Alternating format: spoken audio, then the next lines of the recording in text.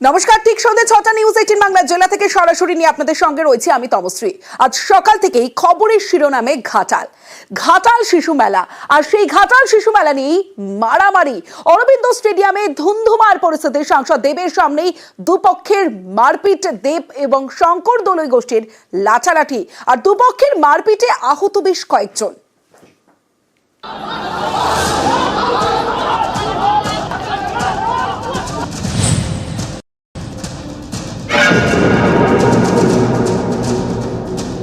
আগের কমিটি গঠনও দেবের অনুমতি ছিল, এবারের কমিটি গঠনও দেবের অনুমতি ছিল এবং কথা বলেই কমিটি করা হয়েছিল। মিটিং এ যখন ডাক করেছিল আমাকে ডাকা হয়নি বা আমাকে জানানো হয়নি। পলিটিক্যাল মেলা নয়, এটা কারোর একার মেলা নয়, এটা ঘাটালের মানুষের মেলা।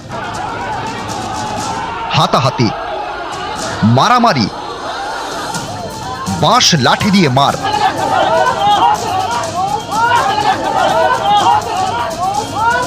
ভাঙচুর, রক্তারক্তি কাণ্ড। রবিবার দুপুরে এভাবে উত্তপ্ত হয়ে ওঠে পশ্চিম মেদিনীপুরের ঘাটাল। রবিবার সকালে এখানকার শিশু মেলার কমিটি তৈরি নিয়ে বৈঠক হয়। সেই বৈঠকেই অরবিন্দ স্টেডিয়ামে ধুন্ধুমার, সাংসদ দেবের সামনেই হাতাহাতি।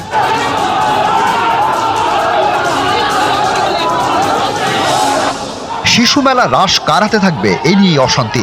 তৃণমূল সাংসদ এবং প্রাক্তন তৃণমূল বিধায়কের অনুগামীদের মধ্যে তুমুল হাতাহাতি। আজকে যা ঘটেছে ডেফিনেটলি আমরা সবাই একটু শক। মেলা হবে কারণ এইটা রাজনৈতিক মেলা নয়, একটা গোষ্ঠী ঝামেলার জন্য একটা ইভেন্ট যেখানে সবাই আসে এনজয় করতে চায়। Of course we have to reconstruct the whole thing. শান্তিপ্রিয় ভাবে আবার কিভাবে মেলাটা হয়। ঘাটালের চরিত্র এটা নয়, ঘাটালের চরিত্র হচ্ছে খুব শান্তিপ্রিয় একটা জায়গা, শিক্ষিত মানুষরা থাকে। আজকের যে গোলমালের নায়ক যদি কেউ হতে হয় সেটা রামপদ মান্না ও রাজনৈতিক ব্যক্তি। আমাদের দলের নামকে যে এই মুহূর্তে খারাপ করছে, রাজা যার নাম হাবিবুর রহমান, তিনি নিজে, আমি চোখে যেটা দেখেছি, তিনি নিজে বড় ডাং লাঠি এনে তিনি ডাংলিয়ে মারধর করেছেন। এই দাঙ্গার বা লড়াইয়ের মূল নায়ক হচ্ছে রামের ইঙ্গিতে রাজার কীর্তিকলাপ, তার টিমের কীর্তিকলাপ পূর্ব পরিকল্পিত। ঝামেলার সূত্রপাত ঘাটালের শিশু মেলার কমিটি গঠন নিয়ে। কয়েকদিন আগে এই মেলার কমিটি তৈরি করেন ঘাটালের প্রাক্তন বিধায়ক শঙ্কর দলুই। সেই কমিটিতে ঘাটালের সাংসদ দেবকে রাখা হয়নি, এতে ক্ষুব্ধ দেবের অনুগামীরা। এদিন নতুন করে কমিটি তৈরির জন্য বৈঠক ডাকা হয়, সেখানেই ধুন্ধুমার। মেনলি শিশু মেলার কার হাতে থাকবে এটা নিয়ে কি না, আমার মনে হয় এই জিনিসে কোনো গোলমাল নয়। এই মেলাকে কলঙ্কিত করার জন্য কেউ বা কারা এটা ঘটিয়েছে। এই মেলার সঙ্গে যারা দীর্ঘদিনের যুক্ত তাদের সবার কাছে আহ্বান করা হয়েছিল, তাতে কেউ আসতে পেরেছেন, কেউ দু একজন আসতে পারেননি। যারা আসতে পারেনি তাদেরকেও ইনক্লুড করে নেওয়া হবে। আগের কমিটি গঠনও দেবের অনুমতি ছিল, এবারের কমিটি গঠনও দেবের অনুমতি ছিল এবং কথা বলেই কমিটি করা হয়েছিল। আমি এখনো থাকতে চাই না। আমি আর বলছি মেলাটা হোক। মিটিং এ যখন ডাক করেছিল আমাকে ডাকা হয়নি বা আমাকে জানানো হয়নি। যখন এই দ্বন্দ্বগুলো চলছিল আমি শঙ্করদাকে যেদিন হওয়ার কথা ছিল তার রাত আগে ফোন করি, আমি বলি কে সবাইকে নিয়ে মিটিংটা করো। পলিটিক্যাল মেলা নয়, এটা কারোর একার মেলা নয়, এটা ঘাটালের মানুষের মেলা। খুব ভালোভাবে আমরা মিটিংটা শেষ করেছি এবং আমাদের ইনফ্যাক্ট জয়েন্টলি প্রেস কনফারেন্স করার কথা ছিল। যাওয়ার পরে পরিস্থিতি যেভাবে হলো আমি দুঃখিত এটার জন্য। দেব শঙ্করের সংঘাত নতুন নয়, বিষয়টি শীর্ষ নেতৃত্বের কানেও পৌঁছয়। জানুয়ারিতে পশ্চিম মেদিনীপুরের নেতাদের নিয়ে কালীঘাটে বৈঠক করেন তৃণমূল নেত্রী। সেই বৈঠকে শঙ্কর দলুইকে কড়া বার্তা দেন মমতা বন্দ্যোপাধ্যায়। বলেন, দেব ভালো ছেলে, শিল্পী মানুষ, অত্যন্ত ভালো। দেব আমাদের দলের সম্পদ। দেব দাঁড়াতে চাইছে না, কেন এমন হবে? তোরা কি করছিস? এরপরে ঘাটালের সাংগঠনিক জেলা তৃণমূলের চেয়ারম্যান পদ থেকে সরিয়ে দেওয়া হয় শঙ্কর দলুইকে। 24-এর ভোটে ঘাটাল থেকে লড়েন দেব, আবারও জেতেন। কিন্তু তারপরেও সংঘাত যে মেটেনি তা স্পষ্ট হয়ে গেল এদিনের অশান্তির ঘটনায়। একদিকে দেবের অনুগামী, আরেকদিকে শঙ্করের অনুগামীরা। এভাবে তৃণমূলের দুই গোষ্ঠীর সংঘর্ষে ক্ষুব্ধ দলের শীর্ষ নেতৃত্ব। ঘাটাল সাংগঠনিক জেলা তৃণমূল সভাপতি আশিস উদয়দের থেকে রিপোর্ট তলব করা হয়েছে। আলাপ আলোচনার একটা নির্দিষ্ট জায়গা পর্যন্ত পৌঁছে গেছে এবং হয়েছে। পরবর্তী সময় এসে দেখছি এখানে যে পরিস্থিতি রয়েছে এখানে সভা করা সম্ভব নয়। রাজ্য নেতৃত্বকে জানাবেন, বিষয় তো নিশ্চয়ই জানানো হবে। তৃণমূল একটা ব্যাপার, একটা উৎসব আসছে, সবাই সব ব্যাপারে থাকতে চায়। অতি উৎসাহে একটু ঠুংঠাং আওয়াজ হয়ে যায়, স্থানীয় বিষয়। দেব দায়িত্বশীল ছেলে, ও সামলে নেবে। নিউজ 18 বাংলা।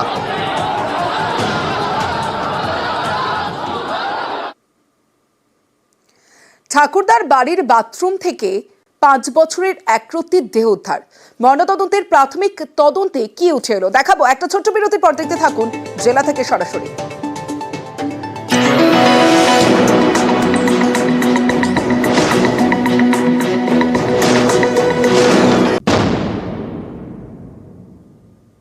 জেলা থেকে সরাসরিতে এবার হুগলির খবরের দিকে নজর রাখতেই হবে, কারণ মর্মান্তিক সেই খবর। 5 বছরের শিশুকে খুন, শনিবার থেকে নিখোঁজ এবং রবিবার ভোরে ঠাকুরদার বাড়ির বাথরুম থেকে দেহ উদ্ধার। আর এ নিয়েই হুগলির গুপ্তিপাড়ায় জোর শোরগোল। শিশুর ঠাকুরদা, ঠাকুমা ও জেঠিমাকে গ্রেফতার করেছে পুলিশ। শিশুকে শ্বাসরোধ করে খুন, প্রাথমিক ময়নাতদন্ত রিপোর্টে উল্লেখ পুলিশের।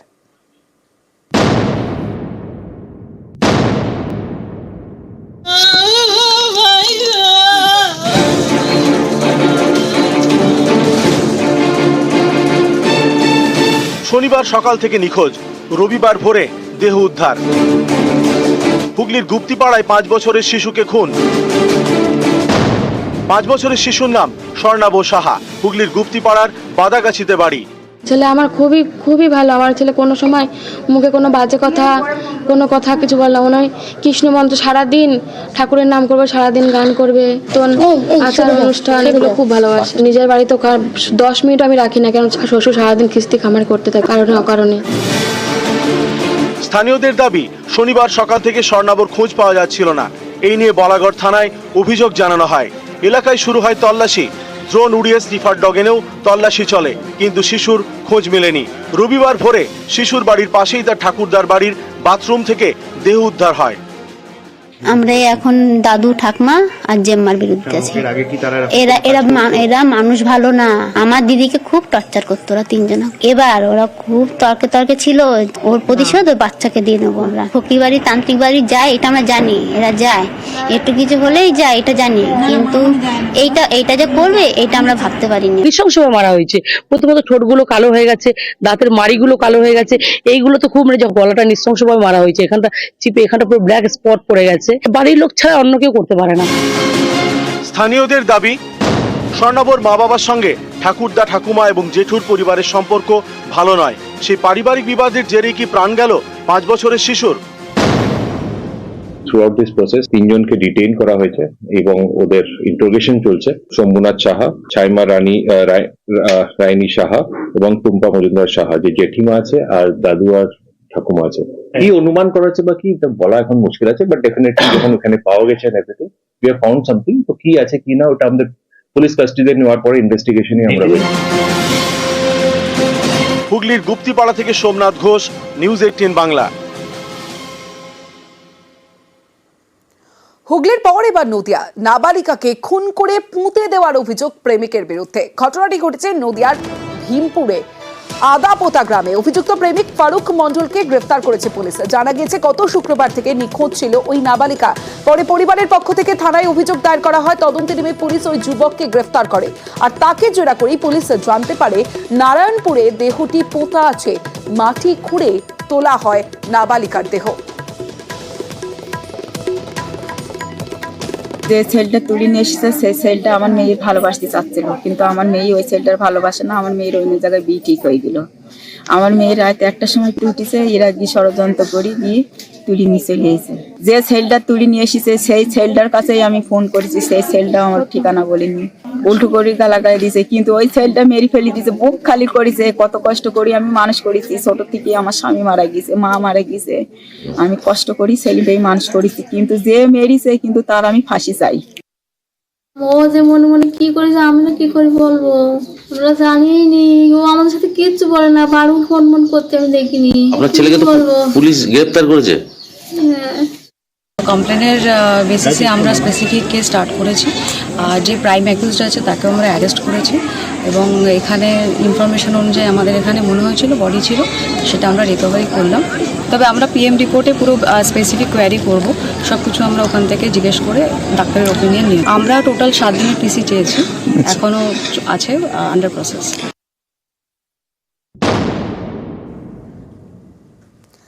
এবার আপনাদের দেগঙ্গায় দয়ালু ডাকাতের গল্প দেখাবো, কারণ বাড়িতে ডাকাত দল দেখে অসুস্থ মহিলা এবং গ্রাফিক্যালি আপনাদের দেখাবো সেই ছবি।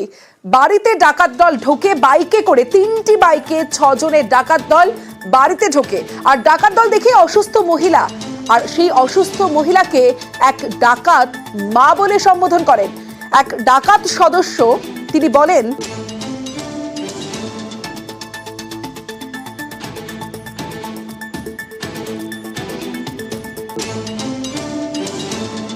দেগঙ্গায় দয়ালু ডাকাত, বাড়িতে ডাকাত দল দেখে অসুস্থ মহিলা। চুপচাপ থাকো, বেশি বাড়াবাড়ি করলে ভালো হবে না। তারপরেই অসুস্থ হয়ে পড়েন মহিলা। আর তখনই এক ডাকাত সদস্য বলেন, মা ভয়ের কারণ নেই, ভয়ের কোনো কারণ নেই, অসুস্থ মহিলাকে জলও খাওয়ান, আমরা আপনার সন্তানের মতো, আমাদের সেই চোখেই দেখুন। ডাকাত দল, তিনি বলছেন অসুস্থ মহিলা, যখন মহিলা অসুস্থ হয়ে পড়েন ডাকাত দলকে দেখে, আর সে সময় মা বলে সম্বোধন মহিলাকে। তারপর লুট, বাড়ির ছেলে এলে তার হাতে বোমা ধরিয়ে দেয় ডাকাতরা। আর একই কায়দায় আরো একটি বাড়িতে লুট করে এই ডাকাত দল। মহিলাদের বেঁধে রেখে চলে দিদার লুটপাট, পরিবারের কর্তার হাতে ধরিয়ে দেওয়া হয় বোমা। একই কায়দায় একাধিক বাড়িতে লুট এই ডাকাত দলের। মা ডেকে ডাকাতি, দেগঙ্গার কলাপোলে অভিনব কায়দায় লুট, ভয় দেখাতে হাতে ধরানো হয় বোমা। এক মহিলা অসুস্থ হলে জল খাওয়ায় দুষ্কৃতীরা এবং তাকে মা বলেও সম্বোধন করেন। একইভাবে আরো একটি বাড়িতেও এইভাবেই লুটপাট চলায়। বাড়ির মহিলাদের বেঁধে রেখে ডাকাত দল তারা বোম হাতে ধরিয়ে লুটপাট করে পালায়। প্রথমে যখন আমি বাড়ি ঢুকি, গেটটা খুলে যখন ঢুকি, তো তখন দেখি মা চোখ ছলছল করছে। সুতরাং আমি বুঝে গেছি মাস্ক পরা। আমাকে চুপচাপ বললো আন্দার আজ। আমি গেলাম, হাতে বোম দিল, হাতে বোম দিয়ে বসে আমার সাথে টুকটাক কথা বললো। ঠিক আছে, হিন্দিতে কথা বললো, হিন্দি বাংলা দুটোই। তো সুতরাং মা বলে সম্বোধনও করেছে, মহিলাদের খারাপ কিছু ব্যবহার করেনি। প্রাণ হুমকি দিয়েছে, সব থেকে বড় কথা, প্রাণে মারার। হ্যাঁ, যদি পুলিশকে জানানো হয় সে সূত্রে মানে বাড়িতে যে কোনো সময় বোম মেরে দিতে পারে, এই ধরনের হুমকি দিয়েছে। হ্যাঁ, হুমকি দিয়েছে। প্রথমে আমাকে বলেছে খুলে তুমি বের করে দাও, তা আমি বের করে দিতে গিয়ে আমার শ্বাসের টান উঠে যায়। তখন আমাকে জল দেয়, আমি জল খাই। আর জল দেয় কারা? ওই লোকটাই দিয়েছে যারা ডাকাতি করতে এসেছিল। তা বলছে আমি বলছি আপনি খুঁজে নিন, আমার শরীরটা খারাপ লাগছে। আমাকে বলছে তাহলে এখানে বসেন।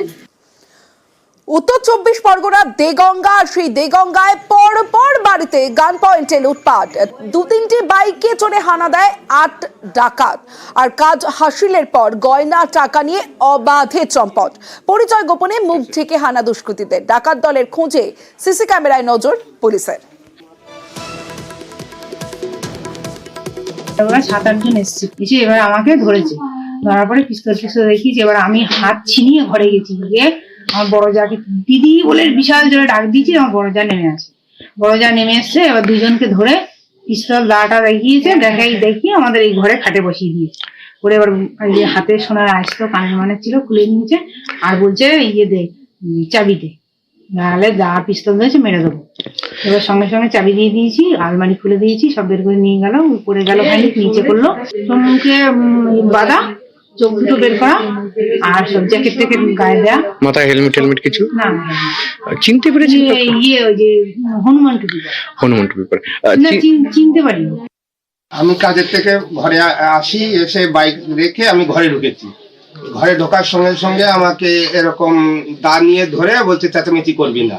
এবার যখনই আমি দাটা ধরলাম, একজন এসে মেশিন আমার পেটের মধ্যে ঠেকালো, আর একজন বোম নিয়ে আসলো, একটা বোম এনে দিল, আর একজন এরকম দায়ের উল্টো পিঠ দিয়ে আমার এখানে বাড়ি মারলো।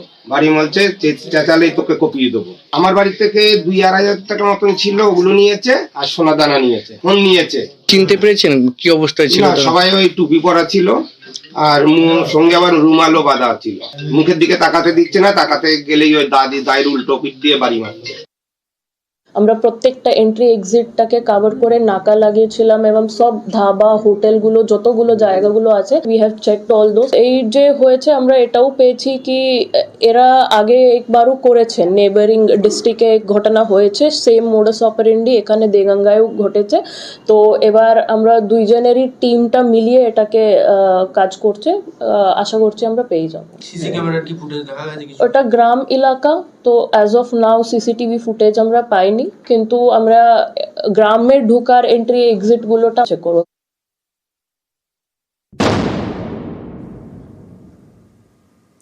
উত্তর 24 পরগনা দেগঙ্গা, সেখানে দয়ালু ডাকাতের খবর দেখলেন আপনারা। অন্যদিকে সল্টলেকে সেখানে বৃদ্ধাকে বেহুশ করে লুট। পূর্বাচলে বাড়িতে ইন্টারনেট সংযোগের নামে ঢুকে লুট, প্রায় 2 লক্ষ টাকাও গয়না লুটের অভিযোগ। বৃদ্ধাকে ইনজেকশন দিয়ে বেহুশ করে লুটপাট। অবসরপ্রাপ্ত প্রধান শিক্ষিকার বাড়িতে লুট 2 দুষ্কৃতীর। এক দুষ্কৃতীকে গ্রেফতার বিধাননগর দক্ষিণ থানার।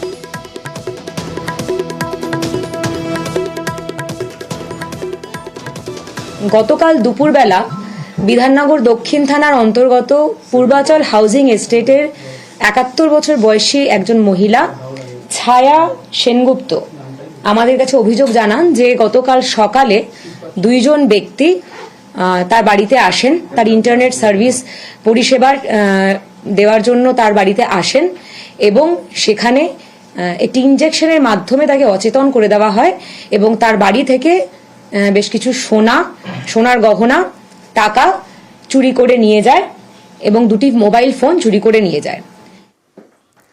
সল্টলেকের পূর্বাচলে পরিকল্পনা করেই ডাকাতি। মাস 6 আগে বৃদ্ধা স্বামীর মৃত্যুর পর বাড়িতে নার্সিং এর কাজ অভিযুক্তের। বাড়িতে থেকে খুঁটি নাটি জেনে নিয়ে লুটের ছক। শনিবার সুযোগ বুঝে চড়াও একাকী বৃদ্ধাকে বেহুশ করে টাকা গয়না নিয়ে উধাও, হলো না শেষ রক্ষা। বিধাননগর দক্ষিণ থানায় একটি অভিযোগ রুজু হয় এবং অফিসাররা ইনক্লুডিং আইসি সকলে মিলে কিছু লিড পান। সেই লিডগুলোকে ফলো করে আমরা কয়েক ঘন্টার মধ্যেই গতকালকেই একজন আসামিকে ধরতে সক্ষম হয়েছি, যিনি স্বীকারও করেছেন যে সেই ঘটনাটি ঘটায়। যে অ্যারেস্ট হয়েছে তার নাম হচ্ছে শুভঙ্কর মুখার্জি। তিনি যখন অসুস্থ ছিলেন এই ব্যক্তি তাকে নার্সিং পরিষেবা দেওয়ার জন্য বেশ কিছুদিন তার বাড়িতে 24 আওয়ার্সের জন্য ছিলেন। বেশ 4-5 দিন যাবত তার বাড়িতে থাকার জন্য তিনি তার ঘরের কোথায় কি যাবতীয় জিনিস রাখা আছে সেগুলো তখনই ফলো আপ করেছিলেন এবং পরবর্তীকালে তাকে অচেতন করে তার সুযোগ নিয়ে তার সেই ঘটনাটি ঘটায়। তো ইতিমধ্যেই তাকে আমরা অ্যারেস্ট করতে সক্ষম হয়েছি এবং বেশ কিছু টাকাও আমাদের রিকভারি হয়েছে। যা যা নাম তদন্তে উঠে আসবে সেটা আমরা স্টেপ বাই স্টেপ এগোবো। জেলা থেকে সরাসরিতে এবার যে খবরের দিকে নজর রাখবো, আবাস তালিকায় বিধায়কের শাশুড়ির নাম। দোতলা বাড়ি রয়েছে, এই যে বাড়ি, এই বাড়ি থাকা সত্ত্বেও আবাস তালিকায় নাম রয়েছে বিধায়কের নবীন চন্দ্র বাগ। তার শাশুড়ির নাম এবার আবাস তালিকায়। সরাসরি চলে যাব, শরদিন্দু রয়েছে আমার সঙ্গে, শরদিন্দুর সঙ্গে কথা বলবো। শরদিন্দু, আমরা দেখতে পাচ্ছি পাকা দোতলা বাড়ি, তারপরেও আবাসের নাম। শুধুমাত্র কি বিধায়কের শাশুড়ি বলেই এই সুবিধা? এত সার্ভে হলো তারপরেও কি করে আবাস তালিকায় নাম উঠলো?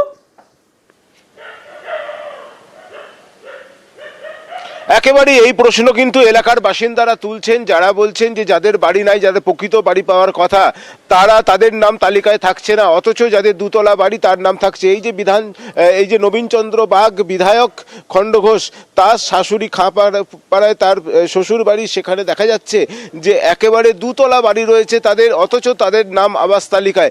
এ ব্যাপারে তারা সাফাই দিচ্ছেন যে যখন তারা বাড়ি তৈরি করেন তখন তাদের বাড়ির ঘর ছিল না, তখন তারা নাম লিখিয়েছিলেন, কিন্তু এখন ছেলেরা বাড়ি করেছে তাই নাম রয়ে গেছে, তবে সেই নাম তারা কাটিয়ে দেওয়ার জন্য আবেদন জানাবেন।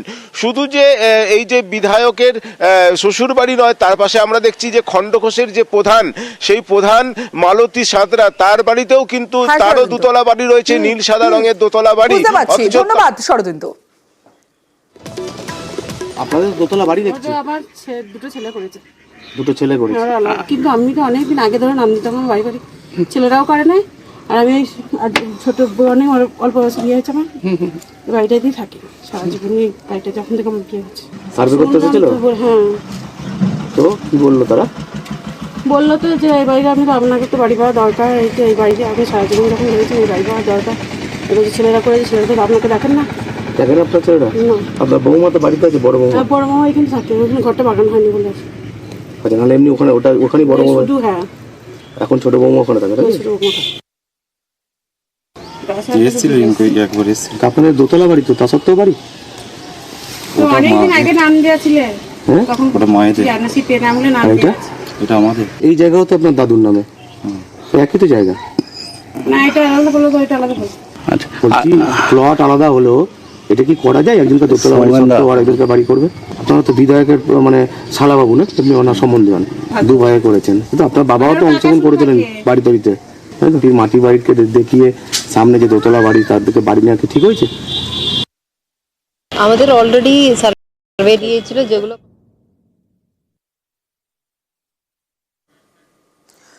দোতলা বাড়ি থাকা সত্ত্বেও বিধায়কের শাশুড়ির নাম আবাস তালিকায়, জানিয়ে বিতর্ক শুরু হয়েছে। এখানেই শেষ নয়, নবীন চন্দ্র বাগ খণ্ডঘোষের তৃণমূল বিধায়ক তার শ্বশুর বাড়িতে হুকিং করে বিদ্যুৎ, একটা নয় দুটো বাড়িতে বিদ্যুৎ চুরি করে দিনের পর দিন চালানো হচ্ছিল লাইট ফ্যান, আর এ নিয়েও জোর শোরগোল।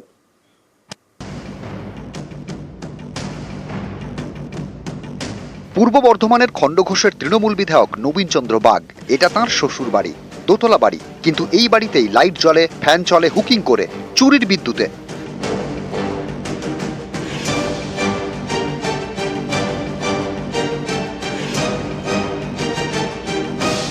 খণ্ডঘোষের তাঁতিপাড়া, এখানেই দোতলা বাড়িতে থাকেন বিধায়কের দুই শালা। বাড়ির সামনে দিয়ে গিয়েছে ইলেকট্রিকের তার, সেখান থেকেই হুকিং করে বিদ্যুৎ চুরি। দুটি তার ঢুকে গিয়েছে তৃণমূল বিধায়কের শ্বশুর বাড়িতে। অভিযোগ, দিনের পর দিন এভাবেই চলছে। এরকম কতদিন ধরে চালাচ্ছেন হুকিং?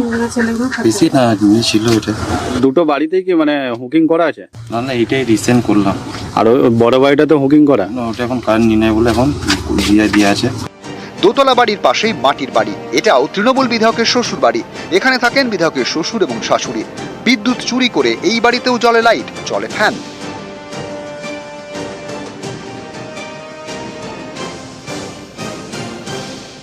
কারেন্ট আছে আমার, হুকিং করা আছে তো?